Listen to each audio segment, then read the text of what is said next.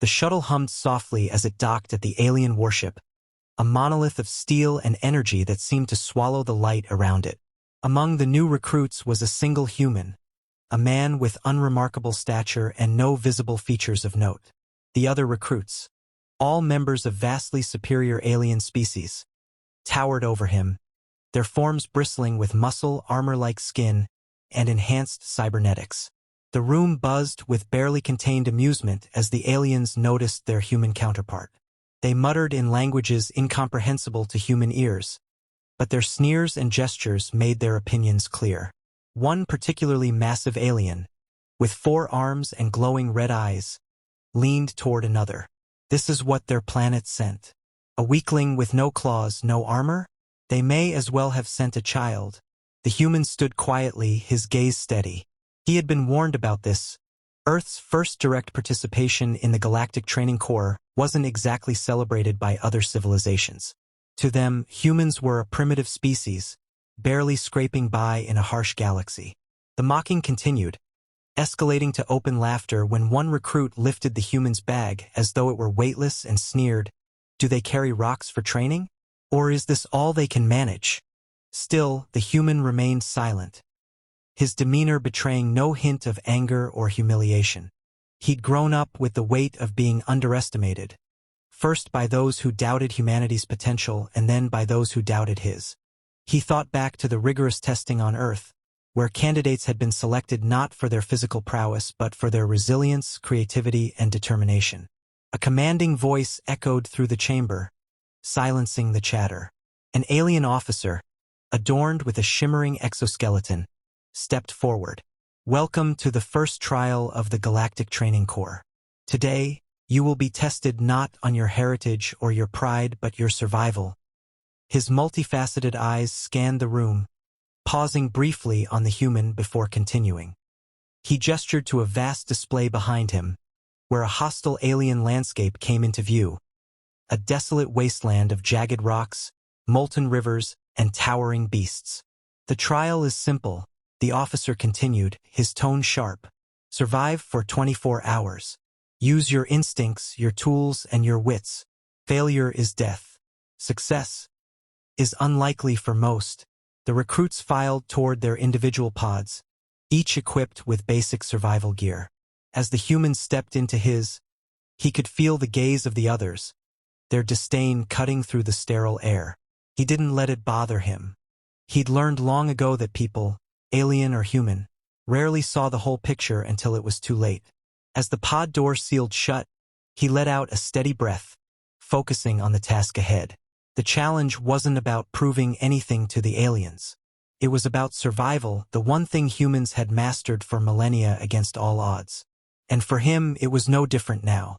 The pod hissed open, releasing the human into the harsh alien environment. The air was heavy, laced with heat and a faint metallic tang. Gravity pressed down on him, nearly double what he was used to on Earth, making every step feel like a trial. The ground beneath his boots cracked with every movement, the jagged terrain unforgiving and unstable. Above, dark clouds churned in the blood-red sky, promising storms that would test even the hardiest species. He surveyed the landscape, taking stock of the dangers. Molten rivers carved paths through the rock, their heat palpable even from a distance. Predators stalked in the shadows, their sleek forms hinting at speed and lethal intent. He glanced at the basic survival pack issued to him. A blade barely longer than his forearm, a water filtration device, and a rudimentary energy scanner. It wasn't much, but it was all he had. His first move was to find shelter. The aliens had dropped them into this environment with no clear instructions beyond survival, and he knew that exposed terrain would make him an easy target. As he climbed a nearby ridge, the weight of his body strained his muscles, each step a battle against the oppressive gravity. His breaths came in sharp gasps, but he didn't slow down. Reaching the top of the ridge, he spotted a shallow cave partially obscured by jagged rocks. It wasn't ideal, but it would provide cover. He descended carefully, every step calculated to avoid a misstep on the unstable surface. Once inside, he began setting up his position. He placed his back to the rock wall, giving him a clear view of the entrance, and began examining his surroundings for resources. The energy scanner blinked faintly, indicating a small power source nearby. Intrigued, he ventured out cautiously, his senses alert to every sound and movement. He followed the scanner's signal to a cluster of alien plants glowing faintly in the dim light. Their bioluminescence suggested energy potential, and he carefully harvested a few, wrapping them in a piece of cloth from his pack. His moment of focus was interrupted by the sound of claws scraping against rock. He froze, every muscle in his body tensing. A predator emerged from the shadows, its sleek form resembling a hybrid of a panther and a lizard, with razor-sharp teeth glinting in the dim light. It moved with deliberate intent, its glowing yellow eyes locked onto him. He didn't panic. Instead, he quickly scanned his surroundings, noting the loose rocks near the edge of the ridge.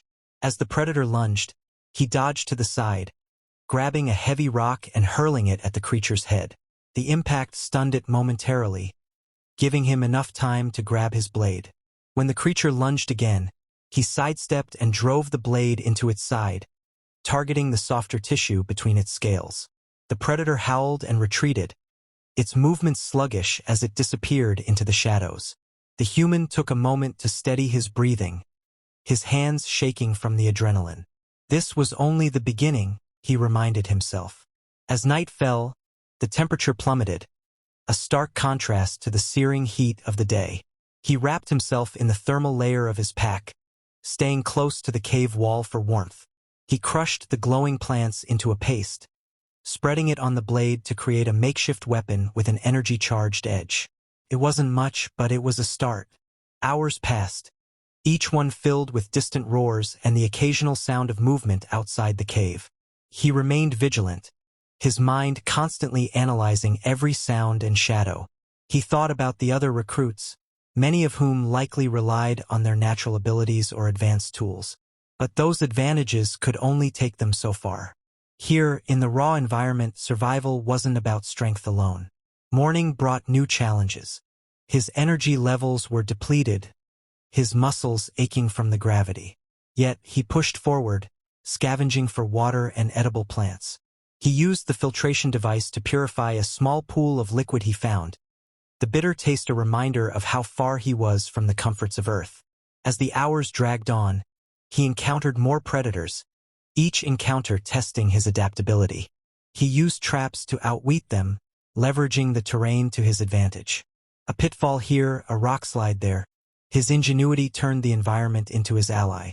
By the time the trial was nearing its end, his body was battered, his energy reserves nearly gone. But he was alive. He had faced the environment, the predators, and the crushing weight of gravity, and he had endured. The mocking voices of the aliens were a distant memory now, replaced by the steady rhythm of his own survival.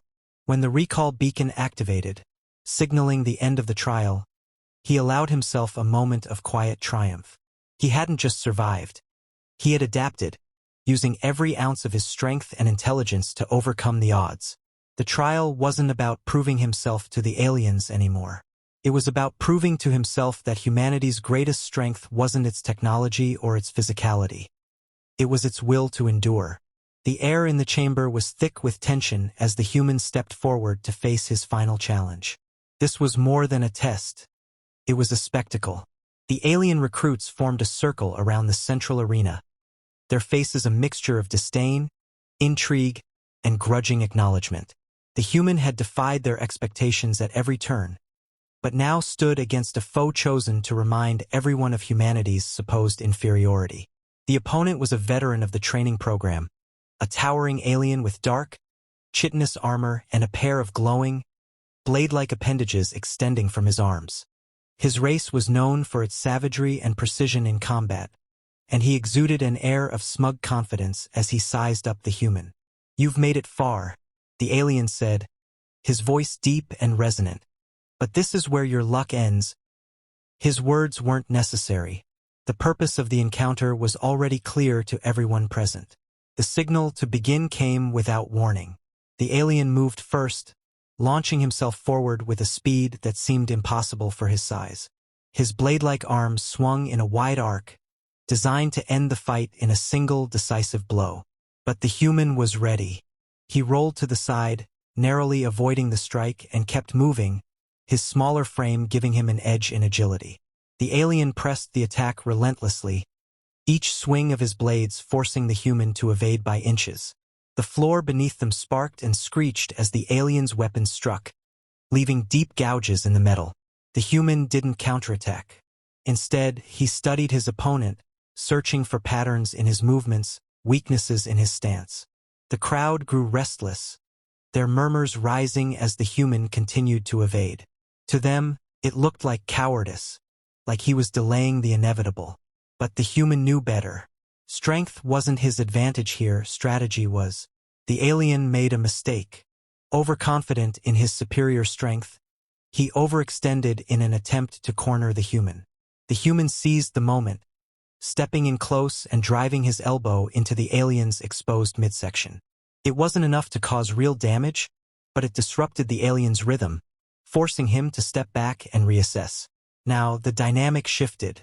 The human began to test his opponent, feinting and darting in to deliver quick strikes to the alien's joints and softer parts of his armor.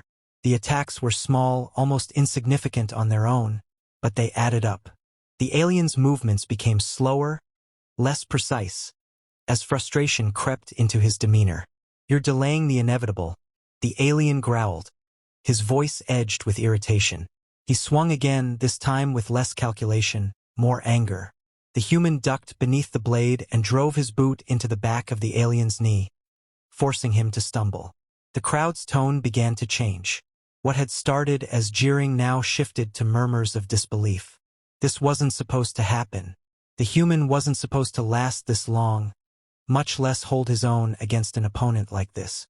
The alien's frustration reached a boiling point.